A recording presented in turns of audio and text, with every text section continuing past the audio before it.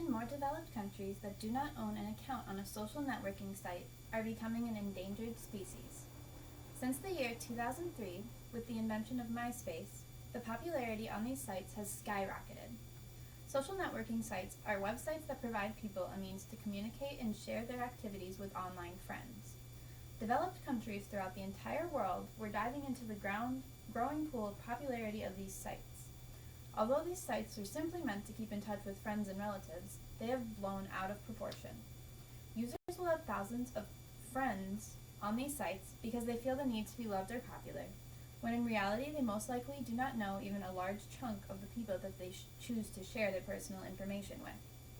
Facebook and Twitter are the two most popular examples of these sites, with Facebook having over 1 billion active users. These sites are not just visited every once in a long while either. People log on a daily basis to share seemingly pointless details of what they are doing, with privacy only being on the back of their minds. Sharing too much personal information can be extremely dangerous in today's society. Social networking sites have a negative impact on society as they pose a major risk to children and teenagers, and interaction through these sites often leads to antisocial behavior and cyberbullying. A variety of problems results from the use of social networking sites. The most prominent of these is the cyberbullying that occurs between users on these sites.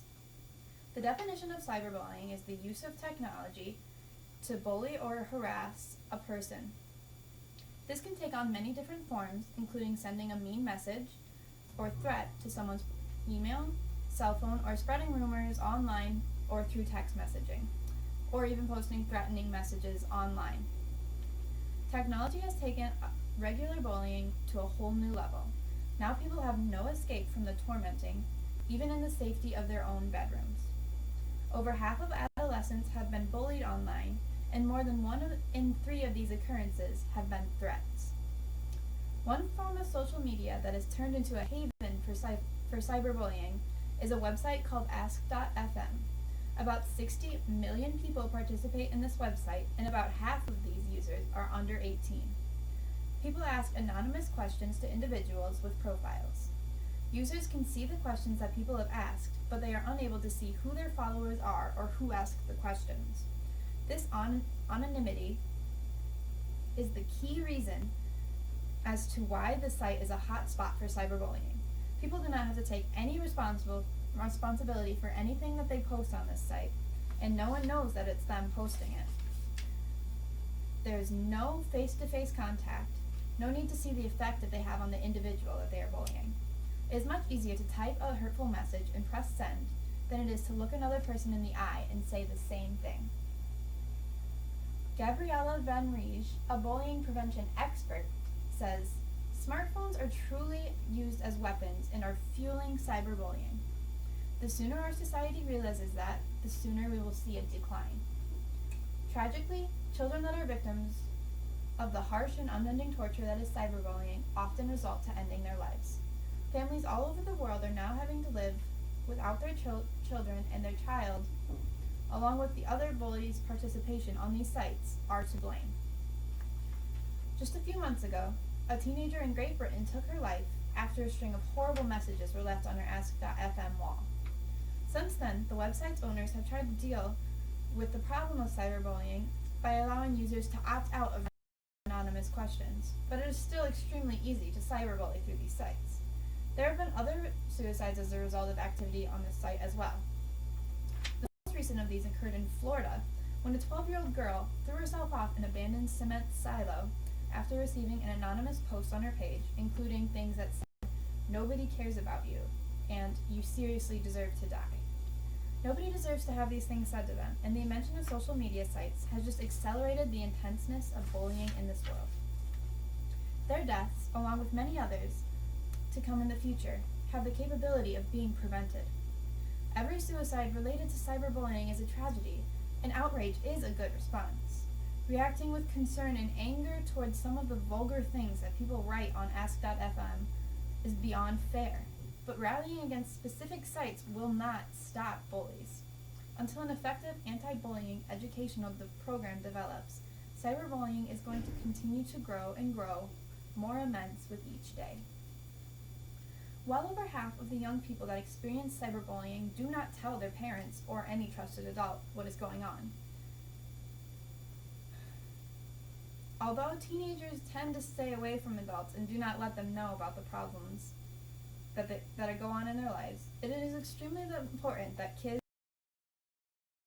be honest with their parents, and if they see hurtful messages posted about themselves or about another individual, they should tell them. Their truthfulness could be the reason that someone doesn't commit suicide and why a cyberbully is brought to justice. Parents need to take their kids aside and explain to them that cyberbullying is wrong and serious consequences can and will follow. Although cyberbullying is still a relatively new concept on the scope of things, people that are found to be cyberbullies, are now having charges pressed against them in the criminal justice system. Checking up on a child's social networking site is a sure way to ensure that the content on there is appropriate and their online activity is completely benign. The more regular that these checks are, the more protected the child is. Privacy is the key when dealing with social networks. Be sure to make sure all accounts are private and only friend or follow people that are actually friends with you in real life. Another concern involving social networking is the antisocial behavior that comes as a result of it. How often can one be in a room with young people and witness every single one of them on their phones instead of talking to each other? Even just looking around this classroom, you can see that people have their phones on their desks right next to them. Mark McCarthy, who's a science teacher at Hempstead and has been a teacher for 30 years, he has been around for the introduction of mass amounts of smartphones, and he states it is ridiculous how many kids are on their cell phones during class time.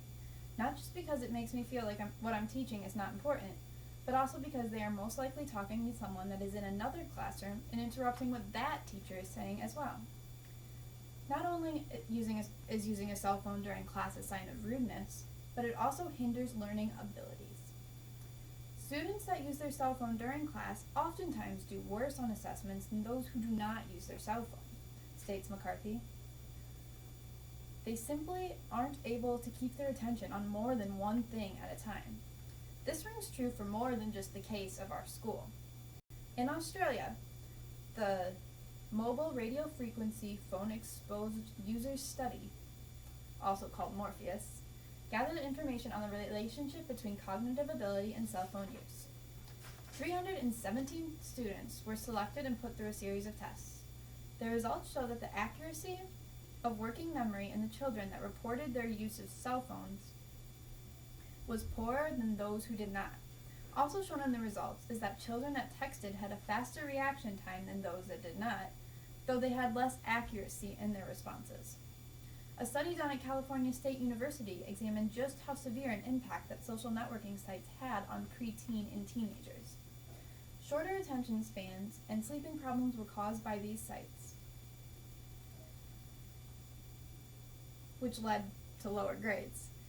It is noted that among those that got lower grades, the majority checked their Facebook at least one time during a study period of only 15 minutes. Without concentrating fully on their schoolwork, these students had a difficult time remembering what they were studying. The introduction of smartphones has aided a rapid increase in social media sites. In my 8th grade year of school, people had cell phones, but rarely did one of them have internet access. Now as I walk through the hallways and sit through all of my classes, nearly every student and teacher alike has an Android or an iPhone that has the internet right at their fingertips at all times. Nielsen Wire reported in July 2012 that more than 54% of the United States mobile subscribers use smartphones. People have become addicted to checking their social media sites. Larry Rosen, author of the book I Disorder, is a professor and past chair of psychology of the psychology department at California State University. He is a research psychologist, a computer educator, a keynote speaker, and is recognized as an international expert in the Psychology of Technology magazine. He has been studying the impact of technology on everyday life since the mid-1980s.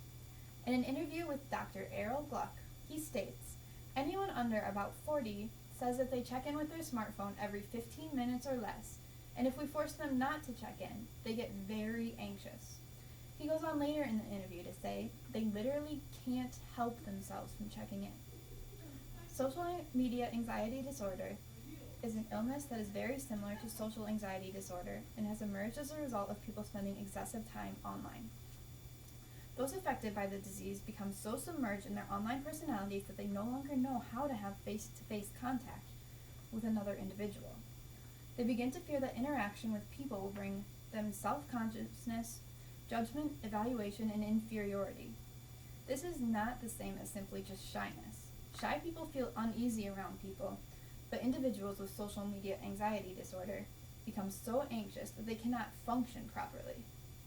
Other symptoms of social media anxiety disorder include interrupting conversations with people in real life to check one of their social media accounts, feeling an extreme attachment to your phone or electronic device, obsessively checking the amount of people that follow you, feeling anxious when people don't comment on whatever picture or status you posted, and randomly adding people to your accounts that you do not know.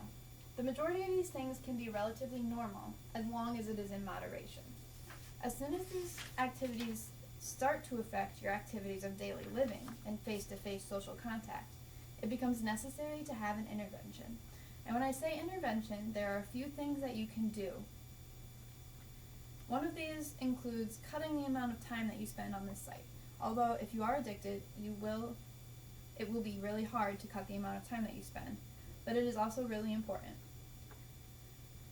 If you have, in extreme cases, you should just delete your account entirely because it is more important to have your account not hinder your day-to-day activities than it is to be able to have people see whatever you're doing. On that note, privacy and safety are enormous issues on these sites. People have no idea who's really on the other side of the computer that they are talking to. One of the most well-known cases in creating a fake profile is the case of Megan Meyer. Megan Meyer was a 13-year-old girl who thought she met a cute boy online named Josh.